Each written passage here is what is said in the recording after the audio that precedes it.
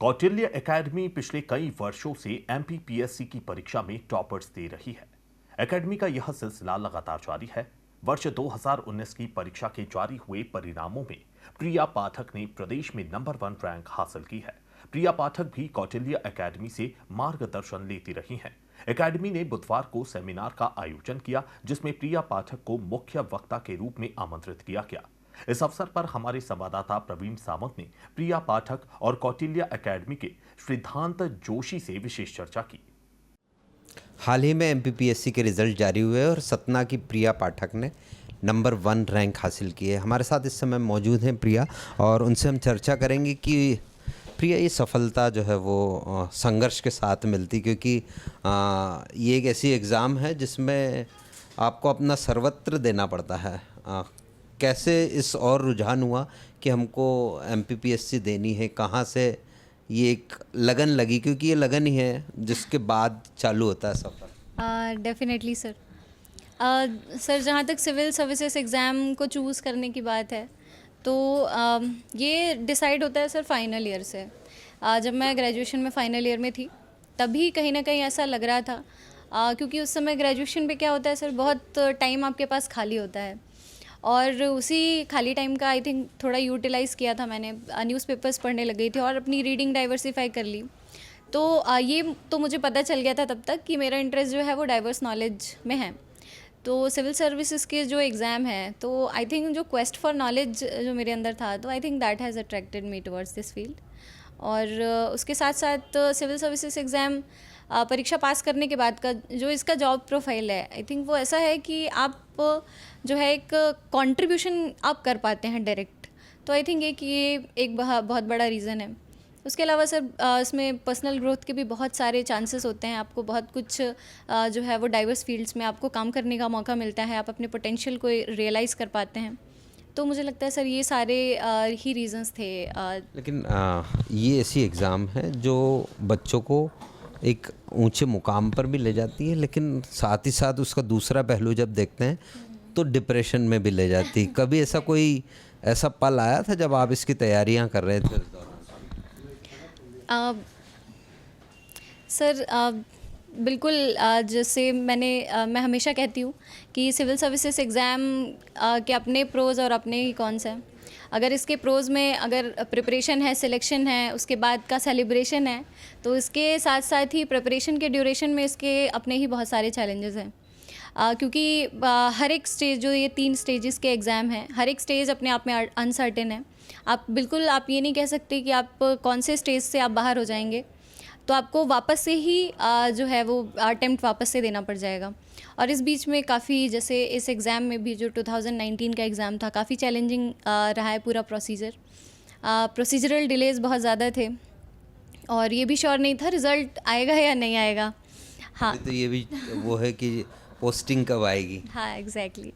तो सर ऐसे procedural delays होते हैं, तो नो डाउट अगर आपने एफ़र्ट दिया होता है और एफ़र्ट्स का आपको रिजल्ट नहीं मिलता है, तो एक वो कहीं ना कहीं स्ट्रेस होता है, जो कि थोड़ा बहुत फ्रस्ट्रेशन में वो कब बदल जाता है वो पता भी नहीं चलता।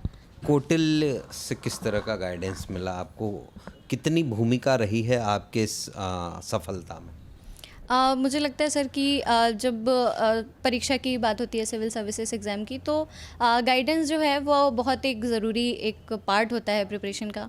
तो बिल्कुल मुझे गाइडेंस जो भी मॉक इंटरव्यूज़ मैंने दिए हैं, तो वहाँ पे मुझे प्रॉपर गाइडेंस रहा है कि कैसे क्वेश्चंस को डील करना है, और किस तरह से जो है वो आप क्वेश्चन को डील करते हुए नर्वस नहीं होते हुए आपको आंसर करना है, और कॉन्फिडेंट रहना है थ्रू आउट द इंटरव्यू। सो ये इस तरह के गाइडेंस मुझे बिल्कुल मिला है। आप कितने कॉन्फिडेंट थे एग्ज़ाम के बाद कि रैंक नंबर 1 आएगी, या श्योर थे इसको लेकर के? सर जहाँ तक सर इस रिज़ल्ट की बात है 2019 के, तो सर होप, कहीं ना कहीं होप एक बड़ी चीज़ होती है। तो होप तो थी कहीं ना कहीं कि जो 2020 के एग्ज़ाम में मैं जैसे डीएसपी सेलेक्ट हुई थी, तो उसमें वो कम ड्यूरेशन की प्रिपरेशन रही है। लेकिन जो 19 का है वो मेरा फर्स्ट अटैम्प्ट था, तो कहीं ना कहीं एंथुसियाज़म थोड़ा ज़्यादा था, क्योंकि पहला अटैम्प्ट था, पहली बार मैं मेंस लिख रही थी। तो उसमें थोड़ा इंटरेस्ट भी ज़्यादा था और पढ़ाई भी थोड़ा ज़्यादा थी, एफर्ट भी थे। तो ये लग रहा था कि अगर सेकेंड अटैम्प्ट में मुझे डीएसपी मिल सकता है तो फर्स्ट अटैम्प्ट में हो सकता है कि मैं डेप्यूटी कलेक्टर का पोस्ट मुझे मिल जाएगा। लेकिन रैंक 1 आ जाएगा ये बिल्कुल नहीं सोचा था, तो ये थोड़ा बियॉन्ड एक्सपेक्टेशन रहा है रैंक 1। अच्छा, माता पिता भी साथ बैठे हैं, आपकी सफलता के पीछे उनका परिश्रम जुड़ा हुआ रहा है, उनके मार्गदर्शन, उनके परिश्रम के चलते जो है वो सफलता हासिल हुई। सर बिल्कुल, जो पेरेंट्स का सपोर्ट होता है आई थिंक वो एक बैकबोन की तरह होता है और वो थ्रू आउट ही चलता है। आपको एग्ज़ाम में इमोशनल सपोर्ट की भी उतनी ही ज़रूरत होती है। तो बिल्कुल जो पेरेंट्स होते हैं वो आपको इमोशनल सपोर्ट भी प्रोवाइड कराते हैं, जो टाइम टू टाइम इस प्रोसीजरल डिलेज़ जैसे मैंने बताया हो रहे थे।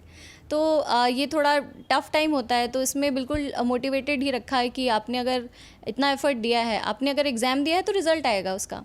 तो ये कहीं ना कहीं एक होप रहती है, तो वो मुझे बिल्कुल उनसे मिली है। और जो भी डीमोरलाइज हो रहे थे टाइम टू टाइम, वो बिल्कुल एक मोटिवेशन बनाए रखने में, एनकरेजमेंट बनाए रखने में बिल्कुल उनका योगदान रहा है। तो ये डिप्टी कलेक्टर यहाँ जो हमारे साथ बैठी है, उनको बनाने वाले उन जैसी कई और अधिकारी यहाँ से गढ़े गए हैं इस संस्थान से। सर, आपका भी स्वागत है। इनकी सफलता को आप कैसे देखते हैं, क्योंकि कहीं ना कहीं गाइडेंस के तौर पर आप भी उनके साथ मौजूद रहे। मैं एक विचार का मानने वाला हूँ, वो ये कि कोई भी टीचर, कोई भी संस्थान अपने आप में ज़ीरो है जब तक उसके पास सही अभ्यर्थी, सही स्टूडेंट्स ना हो। तो ये सफलता विद्यार्थियों, अभ्यर्थियों की है। ठीक है, ये हमारी किस्मत अच्छी थी कि हमको अच्छे स्टूडेंट्स मिले और वो टॉपर के रूप में आए हैं। तो डेफिनेटली ये मेहनत का परिणाम है और मेहनत अगर सही दिशा में हो तो रिज़ल्ट आता है, ये सामने दिख रहा है। भले 4-5 साल का मेहनत था, लेकिन सुखद है क्योंकि अंत सही है। लेकिन यहाँ से, इस संस्थान से कई अधिकारी हैं जो आज, उनमें से कुछ इंदौर में अभी भी मौजूद हैं, अपनी सेवाएं दे रहे हैं। संस्थान किस पैटर्न पर काम करता है जिसके चलते इतने बेहतर परिणाम सामने आते हैं? मुझे लगता है एक शब्द है टीम वर्क। किसी भी एग्ज़ाम को क्लियर करने के लिए स्टूडेंट्स का डेडिकेशन और उसकी मेहनत तो चाहिए, लेकिन उसको सही दिशा देने के लिए एक टीम वर्क चाहिए, जिसमें teachers, study material, test paper, ये अगर सही तरीके से वो गाइडेंस करते रहें तो स्टूडेंट्स का जो मेहनत है वो सही लक्ष्य तक पहुंचता है। तो हमारा काम सिर्फ इतना ही है कि हम रास्ता दिखाते चलें। रास्ते पे चलने वाले स्टूडेंट्स यही है जो मंजिलों तक पहुँचते हैं। लेकिन सही रास्ता भी तो दिखाने वाले होना चाहिए। ये वो देन हार कोई और है, भेजत सो दिन रैन, लोग भरम हम पे करें ताते नीचे नैन वाली बात है। तो जी।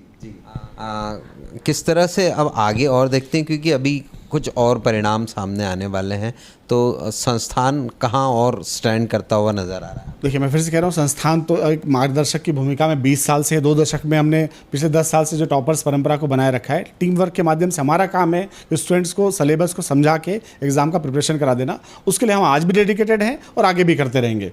बाकी अब स्टूडेंट्स किस कैलिबर के आ रहे हैं और किस रैंक पे जा रहे हैं वो ईश्वर के हाथ में और उसकी कृपा पे है।